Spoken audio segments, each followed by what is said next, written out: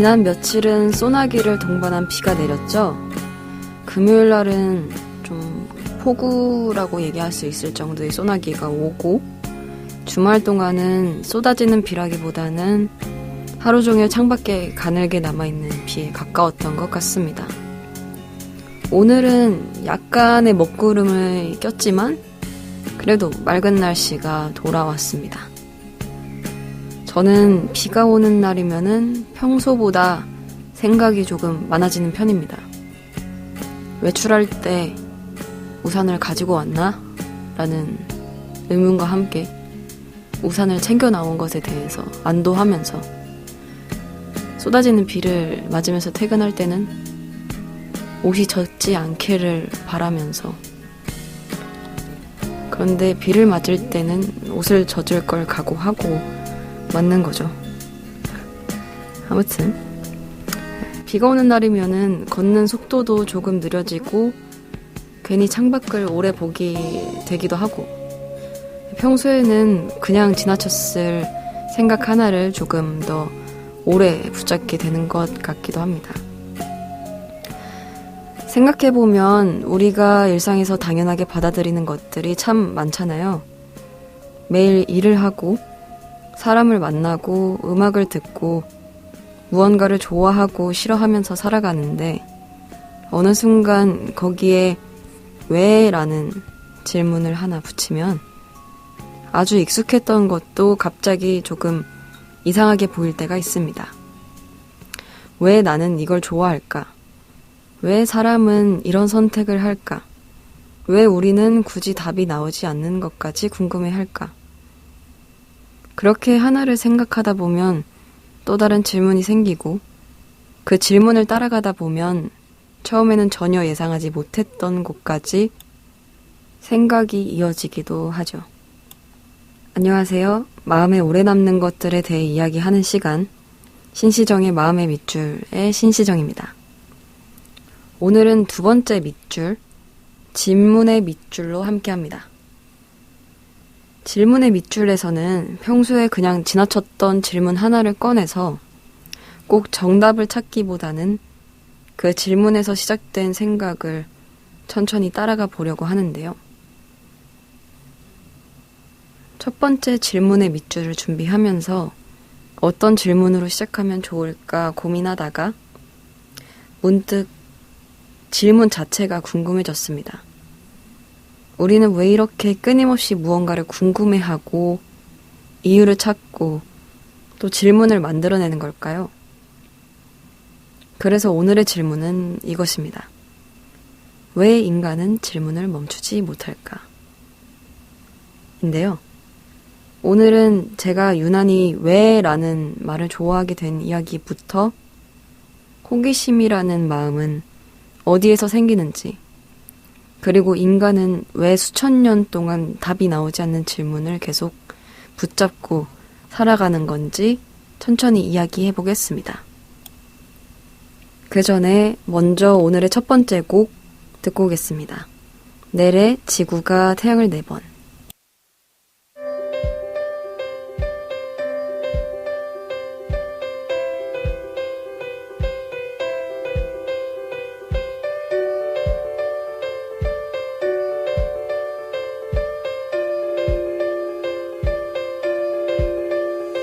천천히 솔직히 아주 금방까진 아니더라도 언젠간 잊혀질 거라고 믿었지. 그렇게 믿고 지금까지 견뎌왔었는데 날 비웃듯 그 기억들이 마치 중력처럼 내 모든 마음을 너에게로 끌어당기고 있어. 벗어날 수가 없어.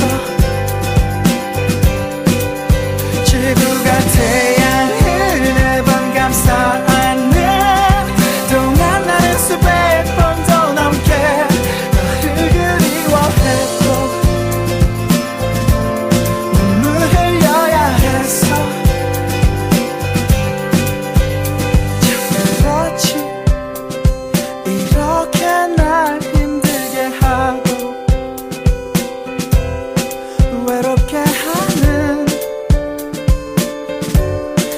그런 기억인데 그 기억들이 마치 중력처럼 내 모든 마음을 너에게로 끌어당기고 있어 벗어날 수가 없어 지구가 태양을 매번 감싸 안는 동안 나는 수백 번도 넘게 너를 그리워했고 또 지워가야 했어 왜 그래야만 했어 왜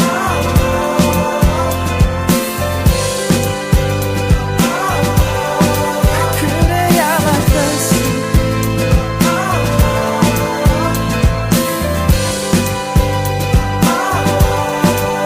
천하의 순간에 영원히 갇혀진 흑백 사진 속 피사체같이 나의 슬픔은 항상 똑같은 표정으로 널 향하고 지구가 태양을 매번 감싸 안는 동안 나는 수만 번도 넘게 너를 그리워했고 또 지워가야 했어 왜 그래야만 했어 지구가 태양을 매번 감싸 안는 동안 한번 생각해본 적 있는지 꽤 오랜 시간 지나 지구가 태양을 열 번 감싸 안은 후에도 널 여전히 그리워 하고 가슴에 흘러나가 있어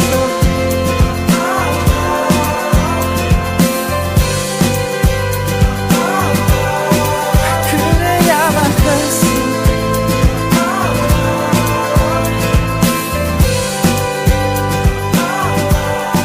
날 떠나야 했어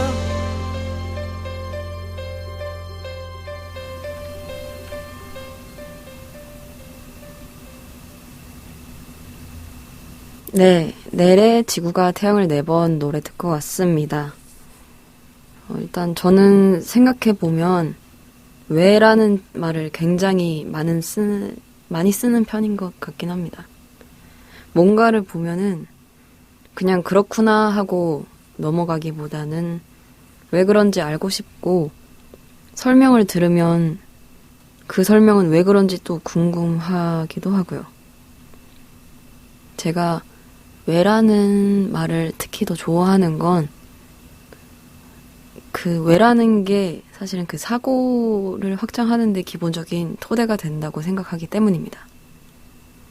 저는 개인적으로 소크라테스의 문답법을 굉장히 좋아하는데 묻고 답하는 그 과정에서 어떤 한 질문을 계속해서 만들어내는 그 과정이 너무 재밌다고 생각이 들어서 그래가지고 제 스스로한테 특히 왜라는 질문을 많이 하는 것 같아요.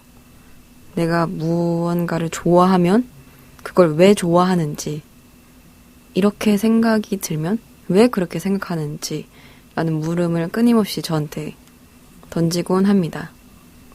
가끔은 주변 사람들하고 이야기를 나눌 때 어떤 또 질문이 나오면 제가 왜라고 많이 물어보는데 그게 어쩔 때는 너무 그냥 넘어갈 수 있는 걸 파고 들어가지고 왜 자꾸 물어보는 거지? 라는 생각이 들게끔 상대방을 좀 곤혹스럽게 만들 때도 있긴 한데 그걸 알고 난 뒤에는 좀 자제하려고 합니다. 그냥 그렇구나 라는 생각을 바탕에 깔고서 이야기를 하려고 해요. 왜라는 거는 문법적으로 의문부사라고 하더라고요. 그런데 저는 이 짧은 말이 생각보다 굉장히 재미있다고 많이 느꼈고 그냥 당연하게 생각해서 별 생각지도 않았던 것 앞에 왜를 붙이는 순간은 갑자기 그게 생각의 대상이 되기도 하고요. 아까 말했듯이 예를 들자면 왜 사람은 사랑을 할까? 또는 왜 우리는 죽는다는 걸 알면서도 미래를 계획할까? 그리고 왜 사람은 자기가 누구인지 알고 싶어 할까? 같은 질문들이 그런 것 같은데요. 그 왜라는 질문을 붙이는 순간 조금 이상하게 보이고 그 이상함을 들여다보면서 생각이 시작되는 것 같습니다. 제가 질문의 밑줄이라는 코너를 만든 이유는요. 순전히 저의 취향이기 때문입니다. 제가 좋아하는 거라서 만든 건데 여기다가 조금 사족을 덧붙이자면 질문에는 꼭 하나의 정답이 있어야 한다고 생각하지는 않습니다만 오히려 답을 찾아가는 동안 생각이 다른 곳까지 그렇게 뻗어나가는 줄기처럼 뻗어나가는 과정이 더 재밌어가지고 그런 건데요. 그래서 질문의 밑줄은 제가 평소에 궁금했던 질문 여러 개 혹은 하나 그걸 가운데 놓고 그 질문을 여러 방향에서 생각해보는 시간을 만들고 싶었습니다. 무엇이 맞는지 결론을 내려주는 시간이라기보다는 너무 익숙해서 그냥 지나쳤던 것에 잠시 멈춰서 왜 그럴까 하고 생각해보는 시간에 가깝습니다. 그래서 처음 질문의 밑줄이라는 코너다 보니까 어떤 질문을 할까? 어떤 주제를 들고 올까? 그래서 첫 질문을 고르다 보니까 오히려 이것부터 물어봐야겠다는 생각이 들었습니다. 그건 바로 왜 인간은 질문을 멈추지 못할까입니다. 여기서 잠깐 제 개인적인 사담을 이야기해봐도 좋을 것 같은데 거창한 건 아니고 저는 사람마다 본인의 삶을 살아가는 어떤 동력 같은 게 있잖아요. 원동력 같은 게. 그런데 저는 제 삶에 움직이는 힘을 하나 고르라고 하면 호기심이라고 단번에 말할 수 있습니다. 새로운 것을 배우는 것도 좋아하고 모르던 것을 알게 되는 순간도 좋아합니다. 그건 아마 제가 어떤 욕심 때문이라고 말할 수 있을 것 같은데 되게 어떤 지적인 것을 배우고 지적 허영심이라고 봐도 될 것 같고 첫 번째 시간 때 많은 것을 알아야 내 세상이 된다고 믿었었다라고 이야기 드렸던 것처럼 무언가를 알아가는 것에 있어서 굉장히 큰 욕심, 욕망이 있어서 그런 것 같습니다. 근데 생각해보면 단순히 지식을 많이 갖고 싶다는 마음도 있지만 오히려 그 반대인 것 같기도 합니다. 그 하나를 알게 되었을 때 거기에서 또 다른 질문이 생기는 순간을 좋아하기 때문에인 것 같습니다. 처음에는 하나만 알면 끝날 줄 알았거든요. 그런데 무언가를 알고 그거에 대해서 파고들고 답이 나올 줄 알았는데 그 답에서 또 질문이 생기고 이런 과정을 몇 번 스스로 경험을 하다 보니까 오히려 제가 모르는 것이 더 많다는 걸 알게 되는 경험이 있었습니다. 아예 모를 때는 질문도 별로 없잖아요. 아는 게 없으니까 질문할 게 없겠죠. 그런데 오히려 뭔가 하나 알게 되었을 때 조금씩 알기 시작하면 그러면 이건 왜 그렇지? 저 경우에는 어떻게 되는 거지? 둘은 서로 모순되는 거 아닌가? 같은 질문들이 생겨납니다. 어쩌면 아무것도 모르는 사람보다는 조금이라도 알고 있는 사람이 더 많은 질문을 갖게 되는지도 모르겠습니다. 그래서 제가 호기심이라고 하는 것도 호기심 안에서 피어오르는 생각의 힘을 되게 믿고 있는 것 같아요. 제 삶에서. 그렇다면 이런 호기심은 어디에서 생기는 걸까요? 저뿐만 아니라 다양한 사람들이 호기심을 많이 가지고 그 호기심을 원천으로 이 세상이 더 크게 자라기도 하죠. 그러면 우리는 왜 모르는 것을 그냥 모르는 채로 두지 못할까요? 그 이야기를 지금부터 시작해 보겠습니다. 일단 첫 번째로는 인간이 질문을 하는 이유 중 하나는 모르는 상태가 불편하기 때문일 수 있습니다. 사람은 앞으로 무슨 일이 벌어질지 모르거나 상대가 왜 그런 행동을 했는지 모르거나 어떤 현상이 왜 일어났는지 알 수 없을 때 자연스럽게 이유를 찾으려고 하잖아요. 한마디로 얘기하면 예측 불가능한 상태를 싫어합니다, 사람들은. 그러니까 무언가를 알게 되면 적어도 세상을 조금은 예측할 수 있게 되고 상황을 이해하고 있다는 감각도 생깁니다. 그래서 질문이라는 건 순수하게 새로운 것을 알고 싶은 마음에서 시작되기도 하지만 동시에 불확실성을 줄이기 위해 줄이고 싶은 마음에서 나오기도 하는 것 같습니다. 이 지점에서 호기심이라는 감정을 조금 다르게 볼 수 있습니다. 궁금해서 알고 싶은 것하고 몰라서 불안하기 때문에 알고 싶은 것은 겉으로는 비슷한 행동을 나타낼 수도 있기 때문이라는 생각이 듭니다. 더 깊이 있는 이야기로 들어가기 전에 다음 곡 듣고 오겠습니다. 김광석의 기다려줘. 난 아직 그대를 이해하지 못하기에 그대 마음에 이르는 그 길을 찾고 있어. 그대의 슬픈 마음을 환히 비춰줄 수 있는 변하지 않을 사랑이 되는 길을 찾고 있어. 어디서 찾을 수 있을까? 그대 마음에 다다라는 길 찾을 수 있을까? 언제나 멀리 있는 그대 기다려줘 기다려줘.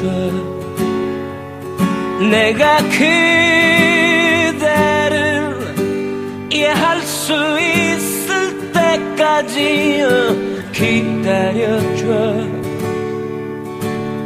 기다려줘. 내가 그대를 이해할 수 있을 때까지.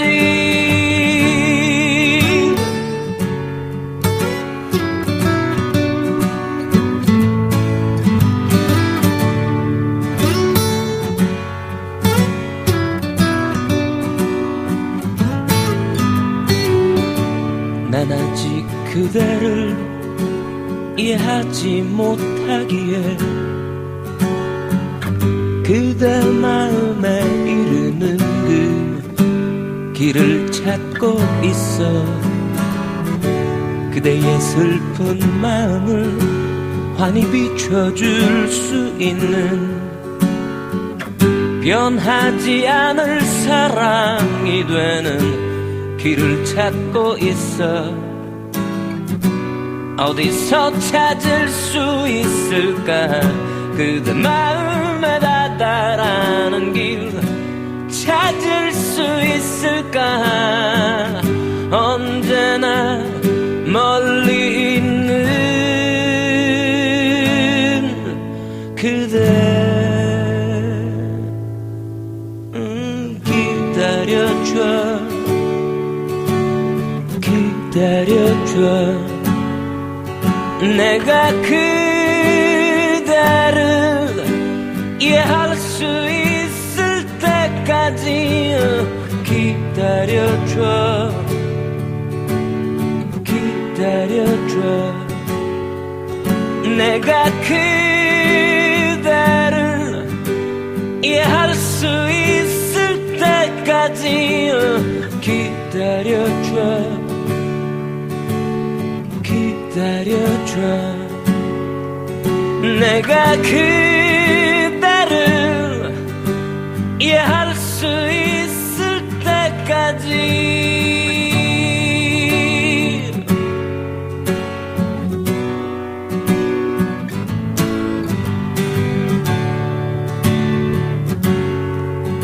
기다려줘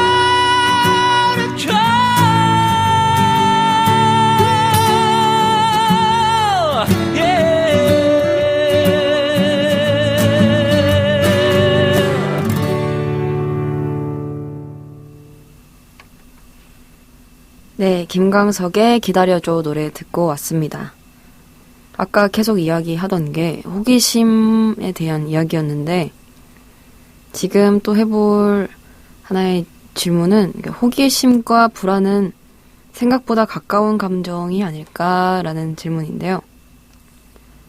그런데 딱 두 단어만 놓고 봤을 때는 굉장히 다른 감정처럼 보이잖아요.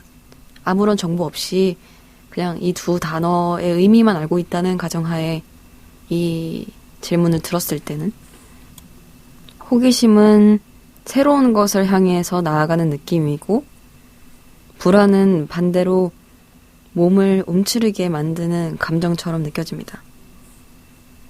그런데 생각이 전환을 시켜봐서 보면은 둘은 의외로 비슷한 곳에서 시작하는 것 같습니다.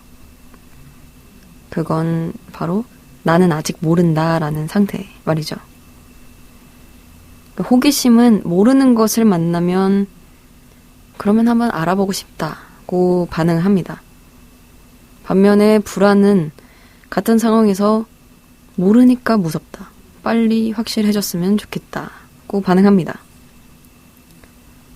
실제 삶에서는 이 둘이 아주 명확하게 나뉘지도 않는 것 같습니다. 예를 들어서 누군가의 마음이 궁금해서 그 사람의 행동을 계속 분석하게 되는 경우가 있잖아요. 우리도 평소에 그런 것들을 많이 하곤 하죠. 그 행위가 정말 그 사람이 궁금한 걸 수도 있지만 어쩌면 그 관계에 대한 확신을 얻고 싶은 걸 수도 있습니다. 건강에 관한 정보를 계속 검색하거나 중요한 결과를 기다리면서 관련 정보를 끊임없이 찾아보는 행동도 비슷합니다. 왜냐하면 우리는 예측 불가능한 상황을 싫어하기 때문이죠. 이게 표면적으로는 알고 싶다는 호기심처럼 보이지만 그 안에는 모르는 상태를 견디기 어렵다는 불안이 함께 들어있는 것 같습니다. 제가 알고 있는 정보가 정확한 건지는 모르겠는데 예전에 우리 인간이라는 개체가 최상위 포식자가 될 수 있었던 건 서로 의사소통을 할 수 있는 그런 능력이 있어서도 있지만 예측을 할 수 있다라는 능력이 생존 본능에서 아마 상위를 차지했던 걸로 알고 있는데 그렇다는 것은 불안정한 상황이 왔을 때 그것을 해결하기 위한 예측을 할 수 있었다. 상상을 할 수 있었다라는 거잖아요. 근데 그 과거에 일어났던 것들이 지금 현대 시대로 오면서 철학적인 모습으로 치환 또는 덮여지면서 호기심과 불안이 더해진 그런 모습으로 가장 잘 발현된 시대가 찾아왔다고 생각이 듭니다. 이처럼 호기심과 불안은 서로 다른 형태를 띠고 있는 무언가가 아니라 서로 아주 밀접하게 관련되어 있는 것이라고 볼 수 있는데요.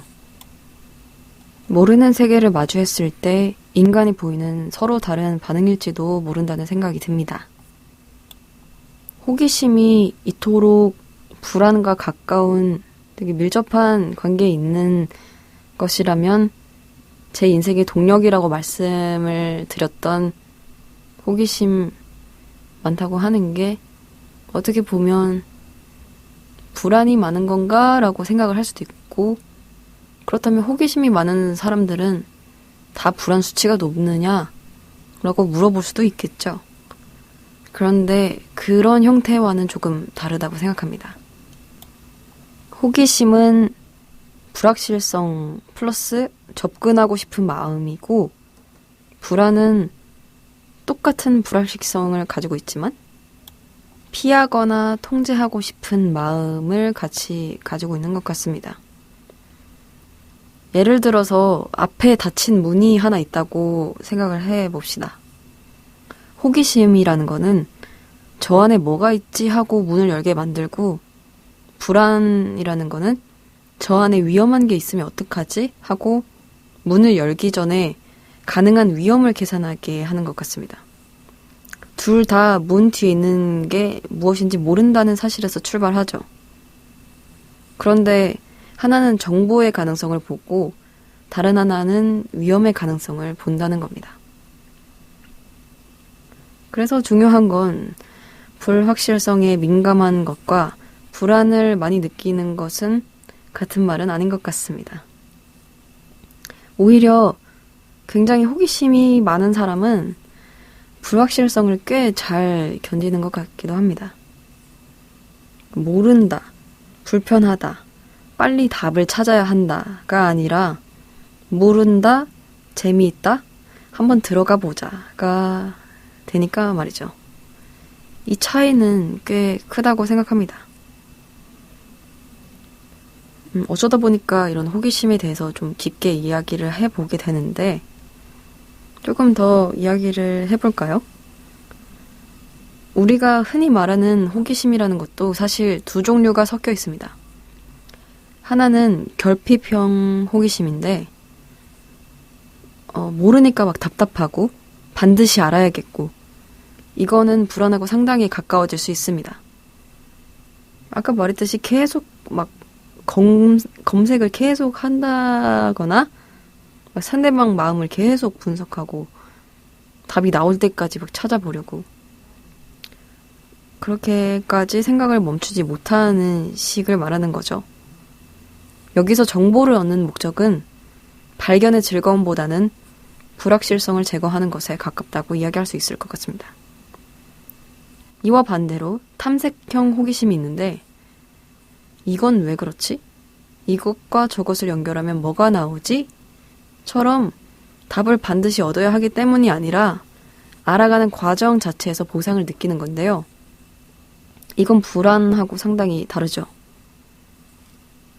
그래서 저는 제가 호기심이라는 것을 마음에 품고 살아가면서도 이런 식으로 구분하는 게 꽤 유용하다고 생각합니다. 같은 사람 안에서도 둘이 계속 바뀌거든요. 그건 저도 예외는 아닙니다.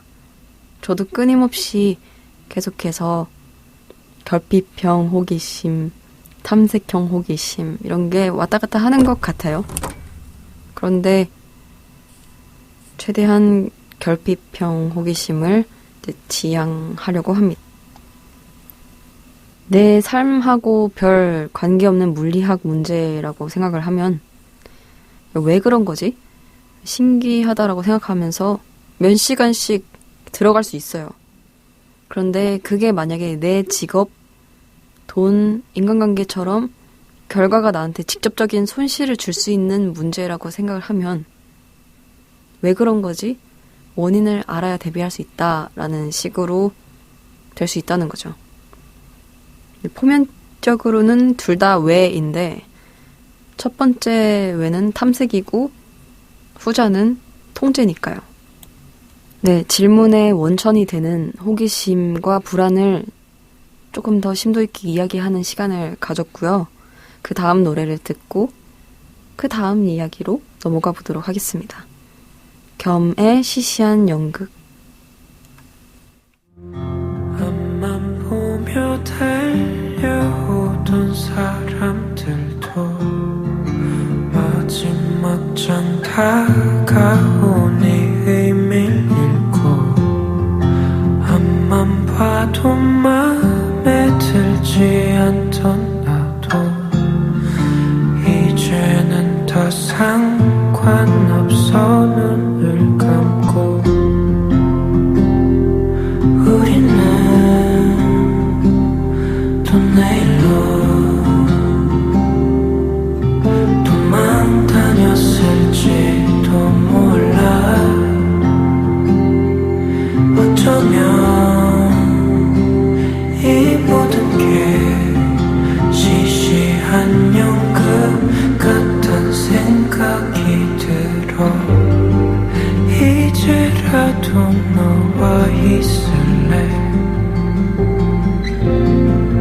허무함의 절벽에 서서 모든 것이 떨어져도 너와 나는 끝내 함께일 수 있게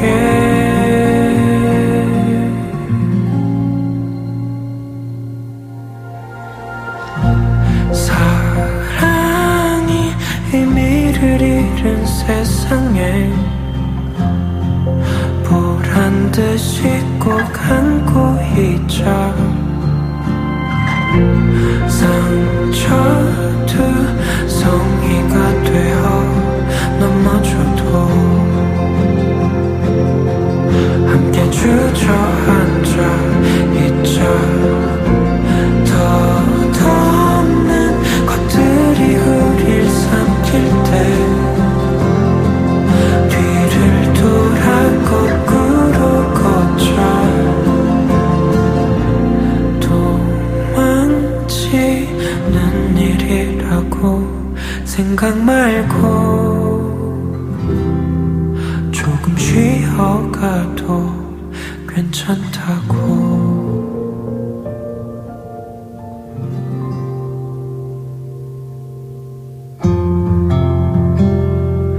우리는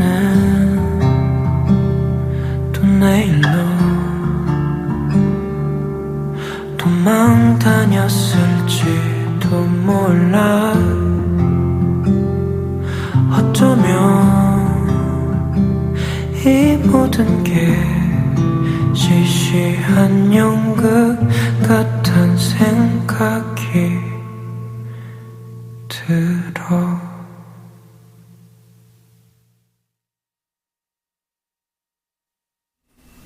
네, 겸의 시시한 연극 노래 듣고 왔습니다. 그렇다면 지금 얘기해 볼 거는 답이 나오지 않는 질문을 인간은 왜 수천 년 동안 계속 붙잡고 있을까인데요.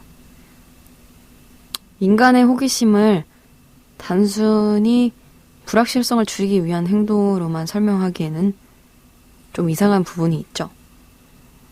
왜냐면 사람은 당장 살아가는데 아무런 도움이 되지 않는 것까지 궁금해하기 때문입니다. 호기심이라는 걸 계속해서 이야기해보자면 진화적, 인지적 관점에서 보면 굉장히 합리적인 기능이잖아요. 그런데 여기서 문제가 생기죠. 인간이 불확실성을 없애는데 정말 아무짝에도 쓸모없는 질문도 미친 듯이 하거든요. 우주는 왜 존재하는가? 이런 질문이 우리가 지금 삶을 살아가는데 실질적으로 필요한 질문일까요?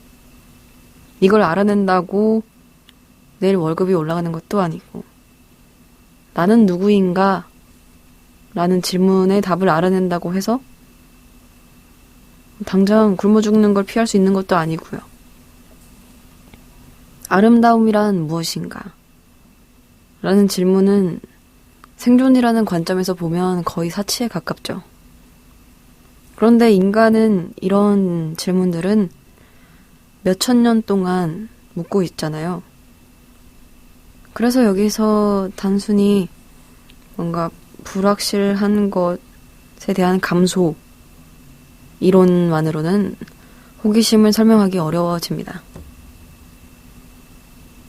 인간에게는 모르는 것을 없애려는 호기심뿐만 아니라 모르는 것 속으로 들어가려는 호기심도 있다는 것을 이야기하고 싶은데요. 예를 들어서 이런 질문이 있다고 한번 해봅시다. 죽음 뒤에는 무엇이 있을까? 우리가 사후 세계로 간다면 그곳에는 무엇이 있을까라는 질문을 많이들 하곤 하잖아요. 그것에 대해 가본 사람은 있어도 갔다가 돌아온 사람이 없기 때문이죠. 간 사람만 있고 다시 온 사람은 없기 때문에. 근데 만약에 이 질문이 인간이 단순히 불확실성을 싫어해서 질문하는 존재라면 이상한 일이 벌어지죠. 수천 년 동안 아무도 확실한 답을 못 냈잖아요. 그러면 인간이 이렇게 생각을 해야 정상 아닐까요? 아, 이건 답이 안 나오는 문제구나. 그만 생각하자. 라고 딱 귀결이 되어야 정상이라고 볼 수 있을 텐데, 이에 대해서 플라톤도 묻고, 공자도 묻고, 불교, 기독교, 현대 철학자도 묻고, 지금 우리도 묻고 있죠. 그건 왜 그럴까요? 여기서 질문이라는 것의 기능 자체가 달라진다고 볼 수 있을 것 같습니다. 어떤 질문은 정보를 얻기 위한, 또 어떤 질문은 사고를 만들어내는 질문이죠. 예를 들어서 서울에서 부산까지 몇 킬로미터인가요? 라는 질문은 답을 얻으면 끝나는 질문입니다. 답은 대략 몇백 킬로미터라고 하면서 그 질문이 폐기가 되겠죠. 그런데 좋은 삶이란 무엇인가? 라는 건 답을 하나 얻었다고 끝나지 않습니다. 20살에 내가 답하고 30살이 되고 다시 물을 수 있죠. 20살의 제가 내가 원하는 일을 하면서 사는 삶이 좋은 삶이다 라고 답을 했지만 10년 뒤에 제가 다른 답을 또 내놓을 수 있는 거죠. 40살이 되면 다시 달라질 수도 있죠. 타인에 대한 책임도 좋은 삶의 일부가 아닐까? 라고 다시 되물을 수도 있는 거죠. 이 질문이 답을 얻음으로써 소멸하는 질문이 아니잖아요. 오히려 답할 때마다 새로운 질문이 생기죠. 그래서 이런 질문은 닫힌 질문이 아니라 생성적인 질문이라고 볼 수 있는 거죠. 철학에서는 그래서 답보다 질문의 구조가 중요해지죠. 제가 좋아하는 소크라테스의 문답법에서 나오는 그 소크라테스가 사람들에게 이야기했던 방식을 이야기해 볼 수 있을 것 같은데요. 소크라테스가 사람들에게 용기란 무엇일까요? 라고 물어봤다고 가정해 봅시다. 그럼 누군가가 대답을 하겠죠. 전쟁터에서 도망치지 않는 겁니다. 라고 하면 소크라테스는 또 물어보겠죠. 그렇다면 무모하게 돌진하는 사람도 용기에 있는 사람인가요? 그럼 또 상대방이 그건 아니죠. 그러면 용기는 단순히 두려움을 견디는 것과는 다른 거 아닙니까? 이렇게 계속 반복이 해야겠죠. 그런데 처음 질문은 용기란 무엇인가 였는데 질문을 하다 보면 용기랑 무모함의 차이는 무엇이고 또 두려움이 없으면 용기라고 부를 수 있는 건지 옳은 일을 위해 위험을 감수하는 게 용기인 건지 그렇다면 무엇이 옳은지 누가 판단하는 건지까지 확장돼 버리죠. 약간 머리 아플 수도 있습니다. 생각을 하는 행위에 있어서 약간의 귀찮음을 느낄 수도 있고 뭘 그렇게 복잡하게 생각하는 건지라고 느끼실 수도 있는데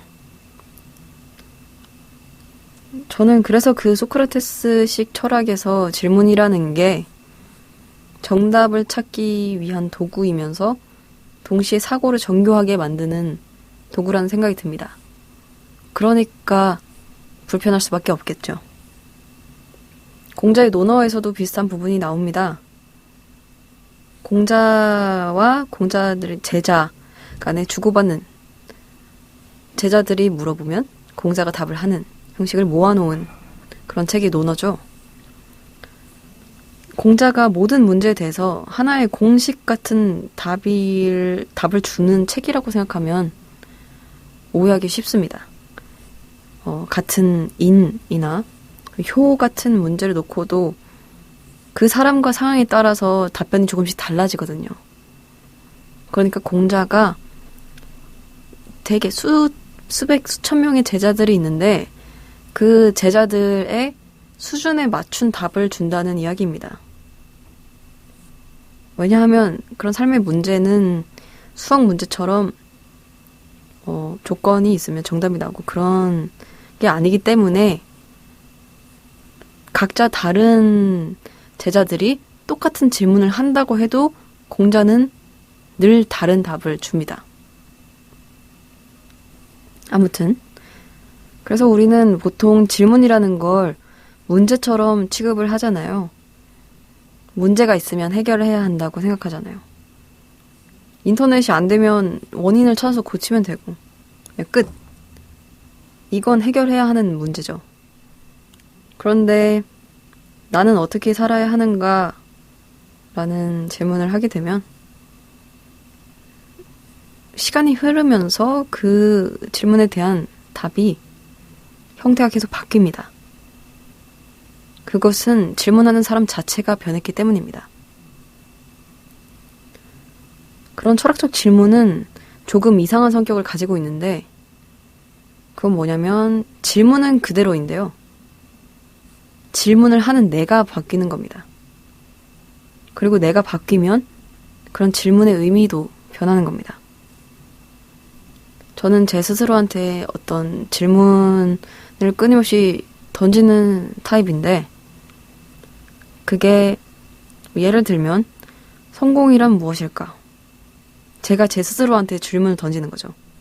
너가 생각하는 성공은 뭐니? 그게 10대 때는 대학일 수도 있고 20대 때는 직업일 수도 있고 30대 때는 경제적 독립이라고 말할 수도 있겠죠. 미래의 제가. 그런데 어느 순간에는 내 시간을 내가 결정할 수 있는 상태라고 제가 답할 수도 있는 겁니다. 현재는 그런 답을 하는 상태에 가깝고요. 그러니까 철학적 질문에 답이 계속 변하는 게 꼭 우리가 멍청해서 답을 못 찾았기 때문이 아닙니다. 답의 대상 자체가 움직이고 있기 때문입니다. 인간과 삶에 대한 질문은 보통 그런 것 같습니다.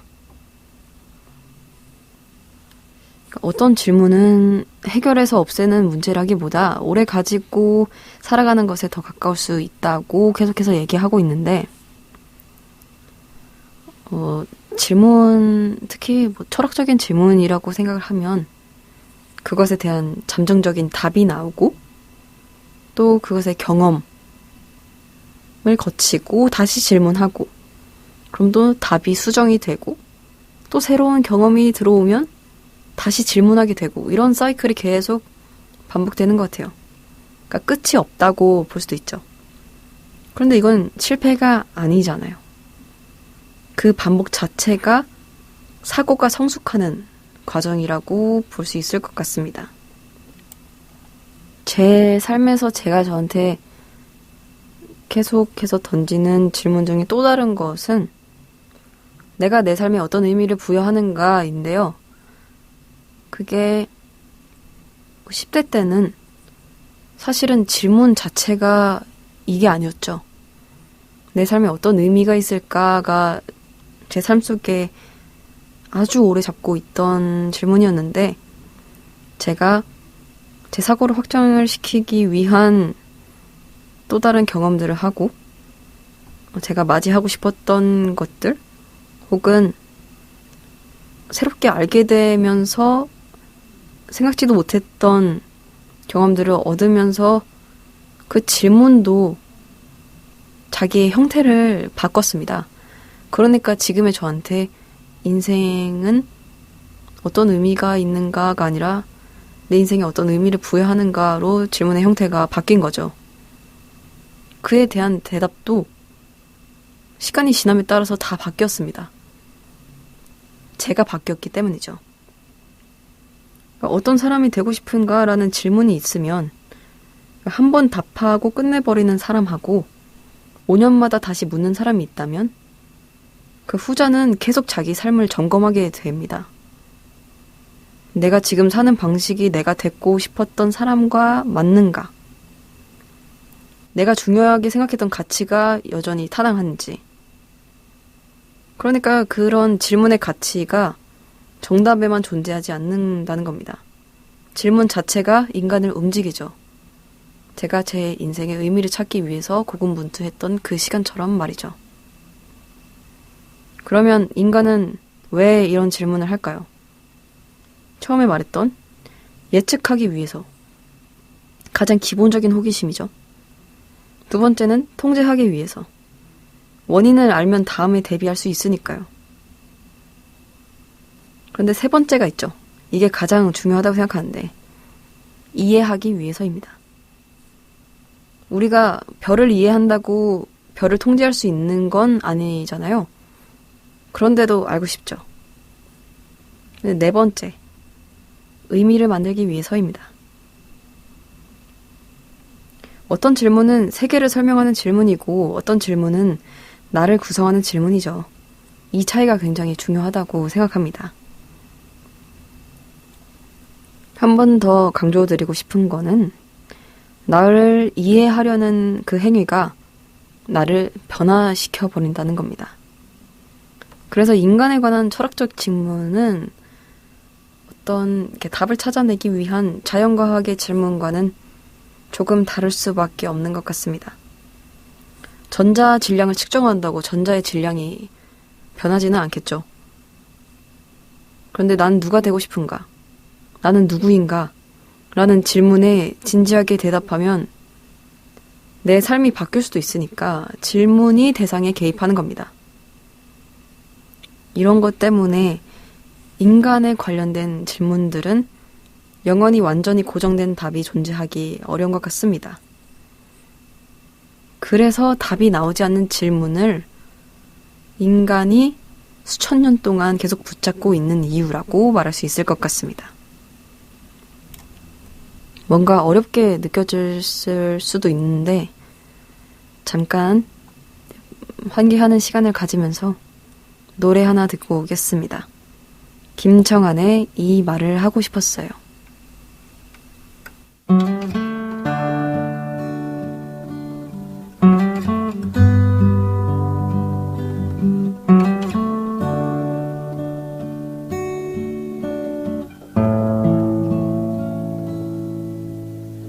이 말을 꼭 하고 싶었어요.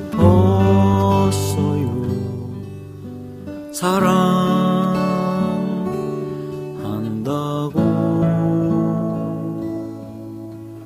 당신이 잠든 밤에 혼자서 기도했어요.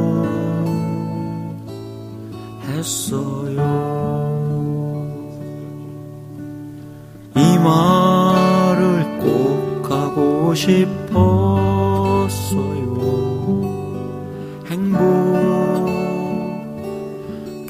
행복했다고. 헤어지는 날까지 우리는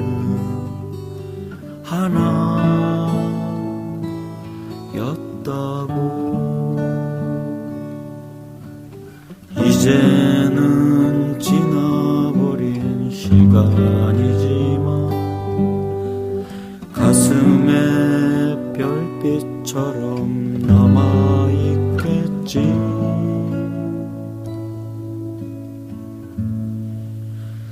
이 말을 꼭 하고 싶었어요. 사랑한다고.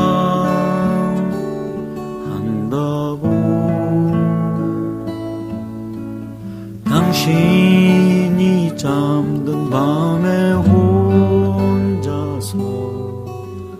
기도했어요.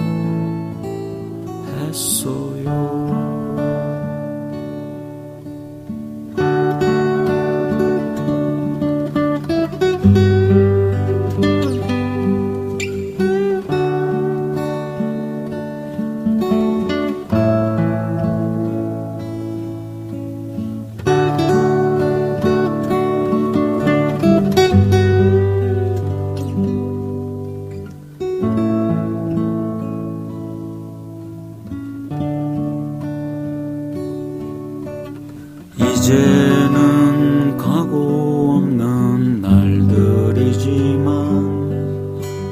꿈처럼 추억으로 남아있겠지.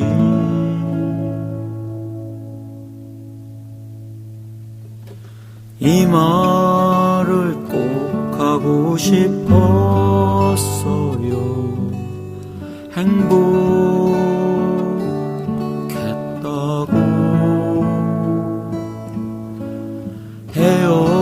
헤어지는 날까지 우리는 하나였다고.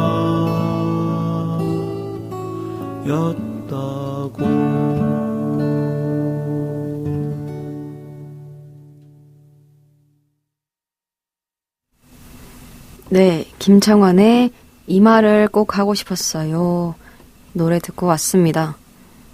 지금 한 40분, 50분, 아니죠. 한 30분 동안 이야기 계속 한 것들을 정리를 해보자면, 우리가 처음 질문한 게 왜 인간은 질문을 멈추지 못하는가 였죠. 결론을 말하자면 이렇습니다. 인간은 답을 얻기 위해서만 질문하는 게 아니라 세계와 자기 삶을 이해하고 방향을 잡기 위해서죠.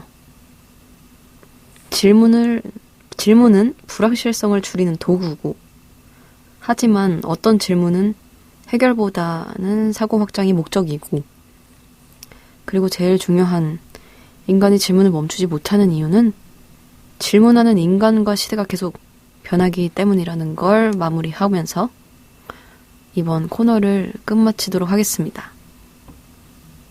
그러면은 다음 코너로 넘어가면서 아주 지금 짧게 남았는데 그동안 뭘 할 거냐면 마포의 밑줄이라고 하면서 마포에 있는 가볼 만한 곳들을 소개하는 시간을 가져보겠습니다. 최근에 8.15 광복절이었죠. 대한민국 국경일입니다. 광복절은 단순한 공휴일이 아니라 대한민국의 5대 국경일 중 하나죠. 광복절을 맞아서 좀 지나긴 했지만 마포에서 역사와 예술을 함께 돌아볼 수 있는 공간을 소개하려고 합니다. 그곳이 어디냐면 상암동에 있는 일본군 관사인데요. 1930년대 일본군 장교들이 살던 관사가 상암동 부엉이 근린공원에 실제로 남아있다고 합니다. 상암 택지 개발 때 일본군 관사 22개의 동과 방공호가 발견이 됐고, 그 중에 관사 2동과 관련 시설을 이전하고 복원해 놓은 곳이 있다고 합니다. 5월에도 현존하는 관사와 지하 방공호가 다시 보도된 기사가 나오기도 했었고요. 한번 가서 관람하고 또 우리나라의 역사를 돌아보고 오는 곳이 되었으면 좋겠습니다. 그 다음입니다. 그리고 그 다음으로 소개시켜드릴 개인전이 있는데요.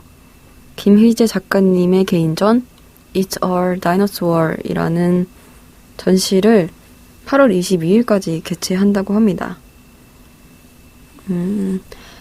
It's Our Dinosaur에서 모티브가 되는 그런 제주 제사상의 보따리전은 조상에게 노잣돈이자 양식을 들려보내는 의미지만 동시에 그 자리에 모셔지지 못하는 존재들을 향한 마음이라는 의미를 담고 있는 개인전이라고 합니다.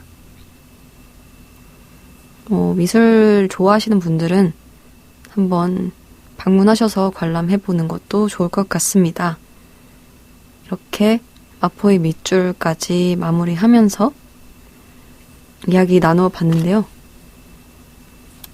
오늘 2회차 질문의 밑줄도 여러분들이 즐거운 마음으로 가볍게 잘 들어주셨으면 하고요. 그러면 저는 다음 주에 3회차, 이번에는 어떤 밑줄일까요? 아무튼 다음 밑줄에서 만나는 걸로 합시다. 들어주셔서 감사합니다.